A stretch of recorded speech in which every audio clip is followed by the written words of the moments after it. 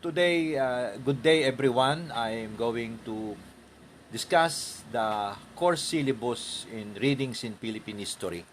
At sa mga estudyante ko ng History 1 or Readings in Philippine History ay na-upload ko na sa Google Classroom yung ating syllabus. But it's now time to discuss. Hindi naman pwedeng kayo lang ang babasa, pero dapat basahin nyo. Pero ngayon naman, papaliwanag ko naman in my own way ang course description ng History 1. By the way, ito'y makikita nyo rin sa YouTube channel that I will post in the Google Classroom, Arot Catolos.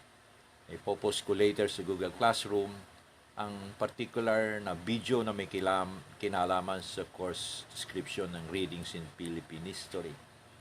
So, as a background there, kayo ang pangatlong batch na nag-aral ng Readings in Philippine History. Yung mga previous students, college students, in particular kayo College of Education students, ay sila ay ang history nila is plainly called History 1, Philippine History. Wala pang Readings in Philippine History noon. So, ang History 1 din is now improved or modified to include readings. Kaya nga yan, ang description ay Readings in Philippine History. I will read the first portion of the description. Ang sinasabi, the course analyzes Philippine history from multiple perspectives. Ayan. To help you more, ipa-flash ko, i-share ko on the screen yung part of the syllabus when it says course description. Kung gusto nyo naman, habang nag-discuss ako, buksan nyo rin yung gadget in the uploaded document, History 1, COE, URS Syllabus 1. Ito yung naglalaman ng course description, Roman number 9, ang nilalaman ay description nga ng Readings in Philippine History. I will read, and please listen. It says, the course analyzes Philippine history from multiple perspectives. So, ang pag-aaral pala natin ng kasaysayan sa ngayon ay kailangan ay mayroong maraming pananaw or punto de vista. Halimbawa, kung kayo ay, ang major nyo ay industrial arts, mag-aaral kayo ng drafting, mayroong perspective. Mag-aaral kayo ng arts, drawing, may perspective. Kahit din kung ikaw ay language major, mayroong first person, second person, third person. Yun ay perspective. Halimbawa, ang pag-aaral ng kasaysayan sa ngayon ay pananaw ng isang guro. Isang guro ako, in particular, guro ng kasaysayan. Kayo naman, may pananaw kayo bilang mga mag-aaral, teacher education students. So may pananaw kayo. Maaaring may pananaw din na bilang isang guro, ako'y taga Tanay Rizal. Kayo naman marahil taga Morong Rizal, Binangonan Rizal. So meron kayong pananaw na tanging inyo lamang. Ngayon, para makaparticipate tayo sa pag-aaral ng kasaysayan, ilalagay natin yung perspektibo natin. Perspektibo ng mahirap, ng mayaman, ng mga manggagawa, mga profesional, mga magsasaka, mga katutubo, kababaihan. So lahat ng perspektibo na to, isasama natin sa pag-aaral ng kasaysayan. At dinadagdag din ang idea na gagamitin natin yung piling primary sources o sa words ng description, through the lens of selected primary sources. Ayan. So, dito papasok yung sources. We will devote another session to these sources, yung primary sources. Kung may primary, siyempre may secondary din. Ano bang mga sources ang magiging katanggap-tanggap na gamitin natin sa pag-aaral? Hindi pwede kasi yung narinig lang. Hindi pwede yun. Hindi pwede yung isinalin, ipinasa lang sa iyo nang hindi mo tinitingnan saan ito nagmula. baka ito'y pineke lamang, di ba? Yung term na pineke, fake, or worse, baka yun ay talagang nirevise. Uso kasi yung revisionism ngayon. So itong mga sources na ito should be coming from various disciplines and different genre. 'Di ba? Yung meron tayong iba-ibang disiplina. Ang mga major natin sa College of Education could be language, English or Filipino, araling panlipunan, maaring industrial arts or HE, math, science, and whatever, ito yung mga disiplina. So, yan sa social sciences, meron naman tayong economics, mayroong politics or political science, meron ding, let's say, geography and sociology. So, sa pag-aaral ng kasaysayan, kailangan ipasok natin yung mga iba-ibang disiplina or genre. Kahit sa musika, meron tayong yung mahilig sa music sa inyo, merong tinatawag na ballad, merong Broadway, merong R&B, may rock and roll, may metallic, classical or orchestral music. So kaya nga ito ay may tuturing natin ngayon maraming mga hindi lamang sources kundi mga naghahalo-halong mga discipline. Kaya magiging interesting kung ganun ang kasaysayan dahil tayo ay nagmumula sa iba-ibang pananaw at nilalahukan natin ng iba-ibang mga larangan.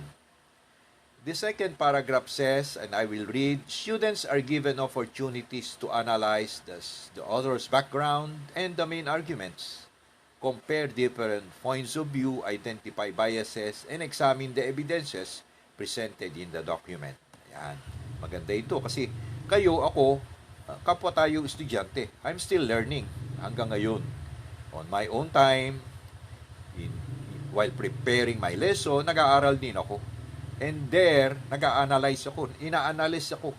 Katulad ninyo, maaring mahilig kayong mag-analyze ng mga, nung ano ang, halimbawa, ay nag-experiment kayo ng isang bagay o kaya isang math problem, nag-a-analyze kayo. But this time, ang i-analyze natin yung mga sources, yung mga authors o yung mga historians. So, alamin natin, in particular, the author's background. Ayan, yung author's background ay ito yung kanyang yung kanyang environment. Ano ang kanyang pinagmulang educational setting?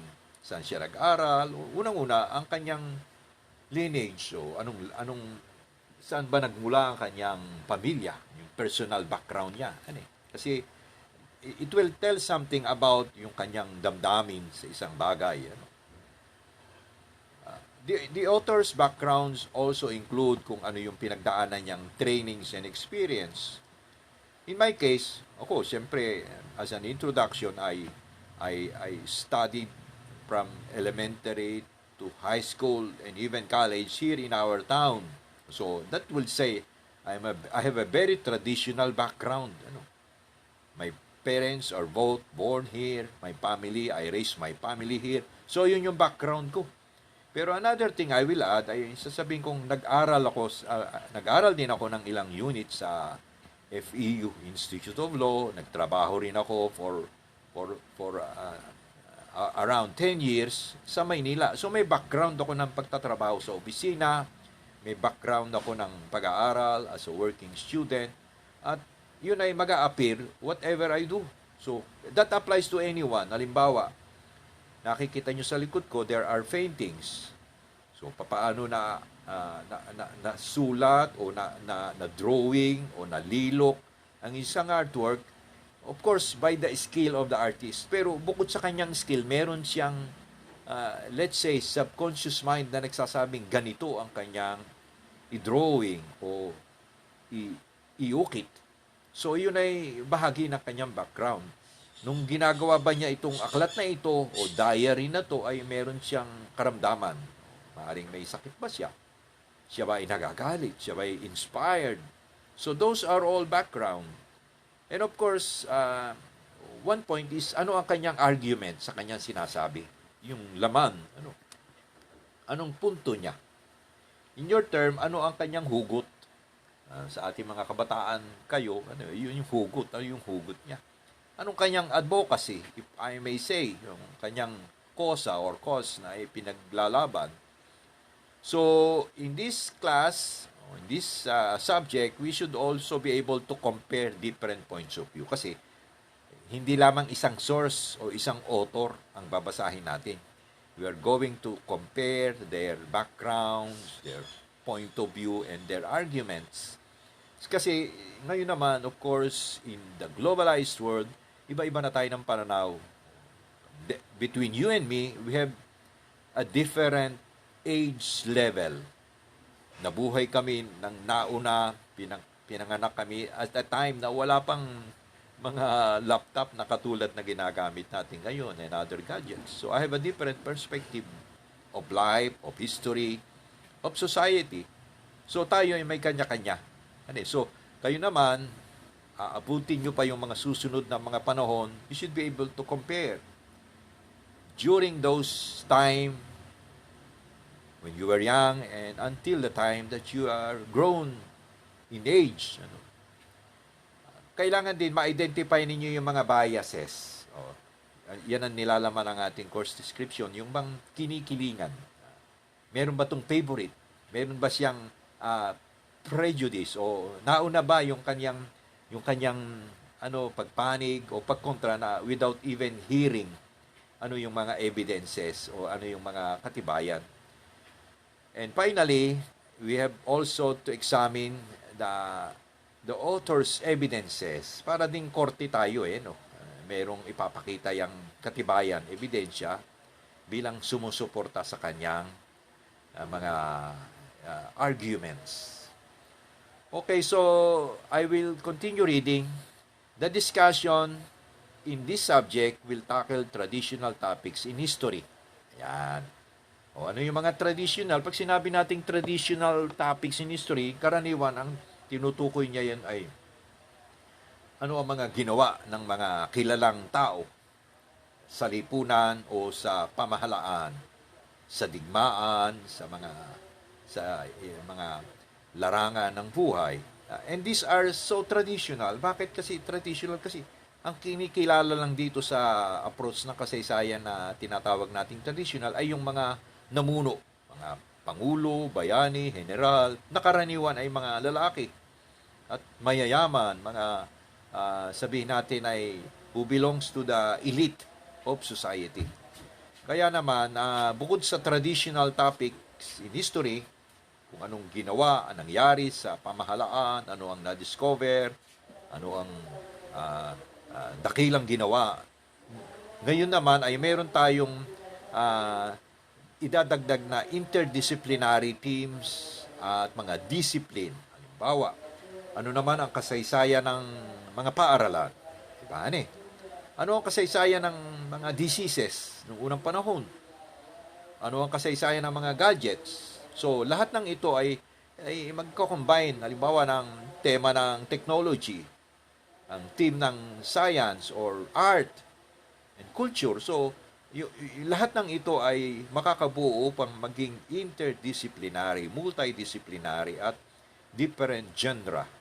So, iwanan na natin yung traditional. Of course, mahalaga yung traditional. Hindi naman natin sinasabing mali yun. Subalit, para maging gusto at kumpleto ang pagtatalakay ay lalahukan natin ng mga alternative, tatawagin natin yung mga, meron din silang tinatawag, ilang scholar na kung tawagin ay mga history from below. Yung mga karaniwang tao, pakinggan natin. Kasi bahagi sila ng kasaysayan, hindi lang sila pinansin nung mga sumulat ng kasaysayan. Halimbawa, panahon ng Kastila, natural ang sumulat ng kasaysayan ay mga Kastila at nasusulat sa Espanyol. Paano natin maintindihan sila sa ngayon? Ang kasaysayan noong panahon ng mga Amerikano, sinulat ng mga Amerikano, kahit na mga Pilipino, pero sila ay nasusulat sa Ingles. So, ganun din, kaya ipapasok natin yung tinatawag na alternative history o meron pang tinatawag na history of the oppressed. Ayan, yung mga hindi kinilala yung mga napailalim sa laylayan ng lipunan. Kaya yung traditional, pagsasama natin nung tinatawag ko na ngayong modern approach sa history ay upang makabuo tayo ng malalim na pag-unawa ng kasaysayan ng Pilipinas sa aspeto ng politics, economics, culture, society, science, and religion. O, lahat ng iyon, pagsamasamahin natin upang makabuo talaga tayo ng ah, ah, kasaysayang maunawaan natin na tayo mismo ang sumulat at nagbigay ng pakahulugan. Kasi ang kasaysayan ay yung saysay, makikita natin na anumang may saysay ay karapat-dapat na isama sa kasaysayan. Kaya naman, sa pag-aaral din ito ng History 1, bibigyan natin ng priority yung primary materials, yung pangunahin ng mga materials. We are speaking of sources pag sinabi nating materials. At tatalakay natin ito in next session. At pagka ito ay nagawa na natin, itong pag-aaral ng materials na ito, madidevelop ang ating analytical and communication skills. Ano ba itong analytical and communication skills? Pag sinabi nating nag-analyze, nag-aaral tayo. Ano ang mga pros and cons? Ano ang mga advantages and disadvantages? At from different perspective, ano ang ikabubuti o kasasama ng isang bagay? Para ding research yan. We are looking at different aspect of a certain issue. At mangyayari yung kung marunong na tayo mag-analyze. Para bang we will break them into parts. Halimbawa, introduction, main part, at saka conclusion. We could analyze it by parts and distinguish one from the other. So, ang kasaysayan ng Pilipinas, pag-aralan natin bago dumating ang Kastila. Dumating ang mga Amerikano, ang mga Hapon, hanggang sa kasalukuyang panahon. So, pwede nating i-analyze and then take them as one. Synchronize natin siya, look at it na parang kabuuan. So, pag nangyari yun, at kailangan ay matuto naman tayong i-communicate. Halimbawa kayo, siyempre alam ko naman, hindi naman kayo mga history majors, aralin panlipunan majors. May paraan kayo para i-communicate yung inyong natutunan. So, speaking of outcome-based education, dapat kung ano yung natutunan ninyo sa isang subject, you should be able to communicate it. Kung magaling kayo sa video making or editing, pwede gumawa kayo. Hindi ko naman sinasabing we will do that as a part of our class requirement, pero yun ay mga paraan. Kung magaling kang kumanta, kumuha ka, mag-compose ka ng isang material na pwede mong isaawit ang isang natutunan. And many other ways to communicate. You could translate. Halimbawa ako, I have a work that I have translated from Old Tagalog to English para mas maraming makabasa. So, yun ay paraan para din yung, sabihin natin, makita natin yung perspective ng Tagalog na mambabasa at perspektibo ng mambabasa sa English. Sa ganung paraan, makikita mo yung the best of both sides. English o Tagalog o yung nasusulat sa lumang Tagalog at nasusulat sa makabagong lengguwahe ng English. So when we do this, sa bandang huli, as our syllabus says, I will read the last sentence, ang sinasabi, the end goal is to develop the historical and critical consciousness of the students so that they will become versatile, articulate, broad-minded, morally upright, and responsible citizens. Ayan. O ngayon, ito daw ang kahuli-hulihan. I'm sure ito ang layunin ng ating pamahalaan, ng Commission on Higher Education at ng ating university, na kayo ay magkaroon ng kamalayan. No. Alisin na natin yung pagiging history students ninyo. O naka-enroll kayo sa History 1, lahat ng subject starts with the history of. Halimbawa, kung kayo ay enrolled sa o nag-aaral ng literature, what is the history of Philippine literature? Nag-aaral kayo ng arts, o industrial arts, or what is the history of cooking? O, kaya food preservation in the Philippines. So, o sa ibang bansa. So, mahalaga yung meron tayong kamalayan o idea about history kasi ito'y bahagi ng ating buhay. Isang araw na lumipas is already a part of our history, but we could still change it, yung direction natin. At doon, magagamit natin yung tinatawag na historical and critical consciousness. Historical, kamalayan, pangkasaysayan. Malay tayo, gising ang ating diwa pagdating sa kasaysayan. Bakit ba natin dinaranas itong pandemya na to? Has there been another time in history na nagkaroon din ng ganitong pandemya? Balikan natin, alamin natin. Critical consciousness, kamalayang mapanuri. Alamin natin ano ba yung naging puno at dulo. Cause and effect.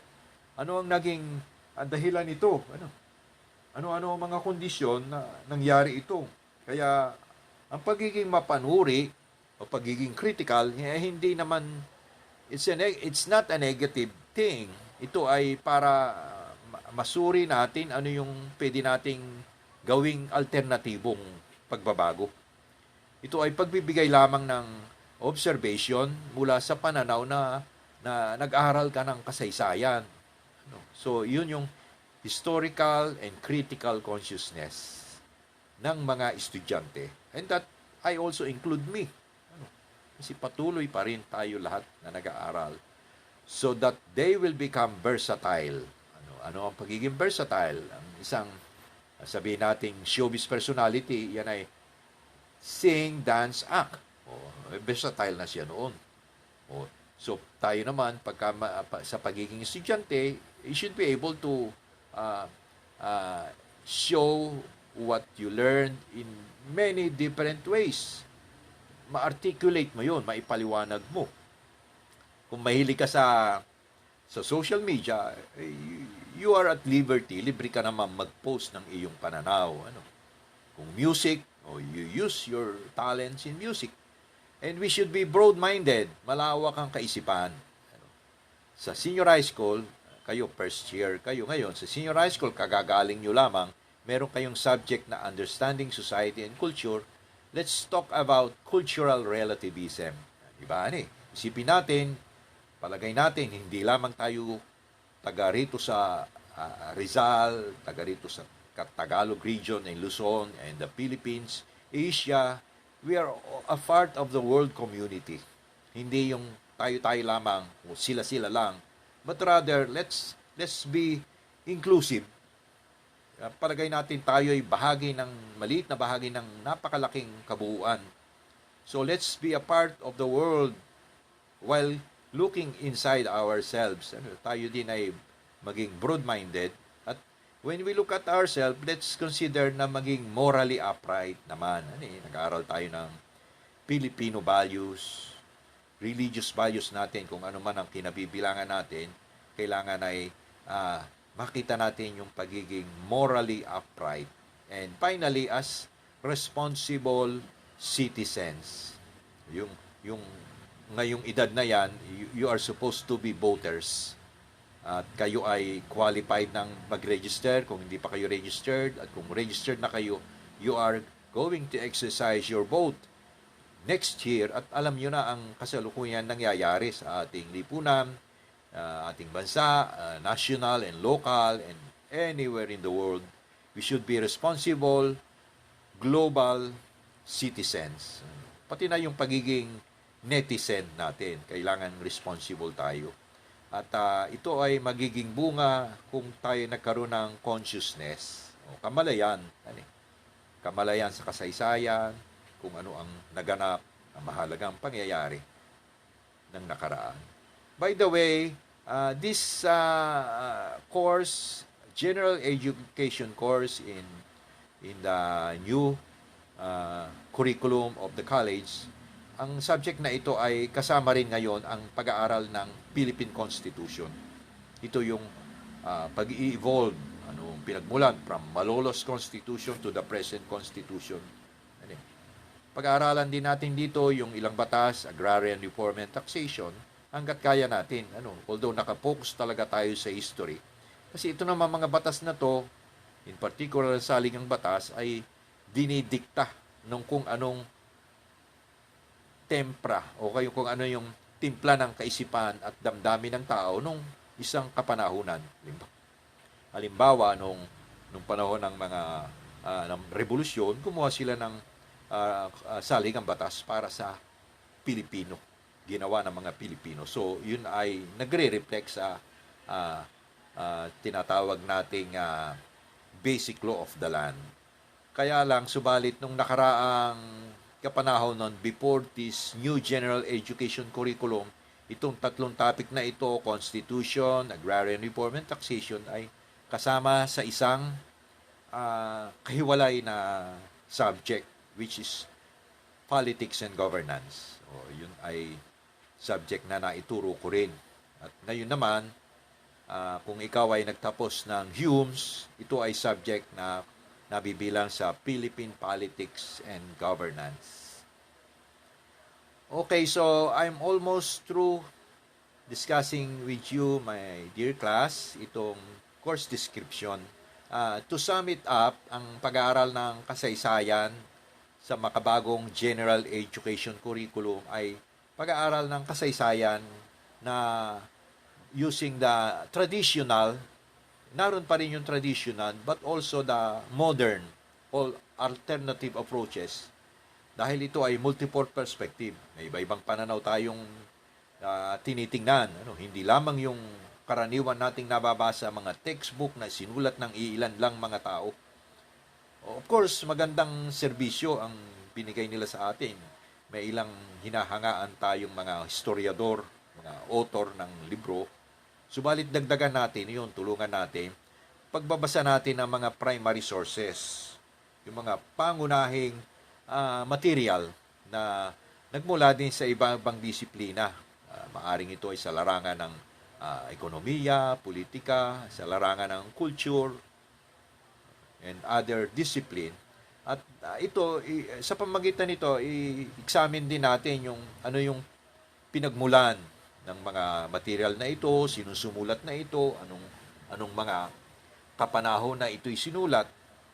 At kung ganun, magiging interdisciplinary ang ating pag-aaral at lubos nating maunawaan ang kasaysayan ng Pilipinas. Kasi kung tayo mismo ang mag-aaral, kasi tayo, we will become historians among ourselves. At ito ay may co-communicate natin sa kapwa natin na nag-aaral din ng kasaysayan, gustong mabalikan ang ating kasaysayan, and therefore, magiging mulat tayo, every one of us. Pwede nating ipaliwanag sa kapwa natin why we are in this position, why we should go this way, ano ang dapat nating gawain. So therefore, mabuting ibigyan natin ng pansin lahat ng mga susunod na topic pa na nako-cover nitong Readings in Philippine History. Okay, so that ends my short lecture. I will try to entertain your comments or suggestion or questions sa ating maikling talakayan.